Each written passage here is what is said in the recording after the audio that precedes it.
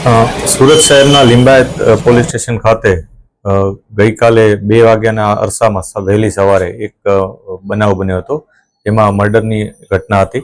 આ બનાવ અનુસંધાને પોલીસે તત્કાલ ત્યાંથી જે ઘટના બની હતી ત્યાંની વિગતો ચકાસવાની શરૂ કરી અને તરત જ જે ગણતરીના કલાકોમાં જે આરોપીઓ હતા એને આઈડેન્ટિફાઈ કરી અને એને પકડી પાડ્યા છે. આ આરોપીઓમાંથી એકનું નામ ભગવાન મંગલુ સ્વાઈન છે અને બીજાનું નામ છે દીપક કુમાર સરજુ પ્રસાદ સિંઘ.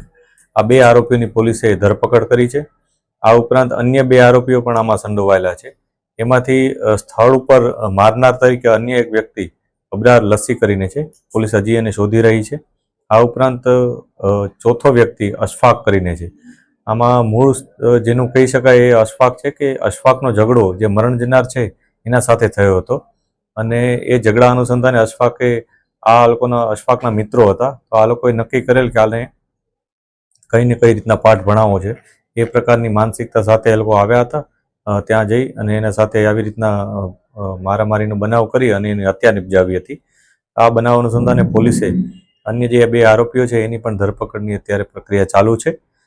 જે ઘટના છે એમાં 2 આરોપીઓ જે પકડાયા છે, દીપક કુમાર અને ભગવાન મંગલુ સ્વાઈન, આ બંને વિરુદ્ધ અગાઉ પણ એક ગુના છે, જેમાંથી દીપક કુમાર વિરુદ્ધ ડિંડોલી ખાતે કોરોના વખતેનો જે 188નો કેસ હતો એ અને જે જાહેરમાં જુગાર રમીને કરતો હતો એ પ્રકારનો કેસ નોંધાયેલો છે.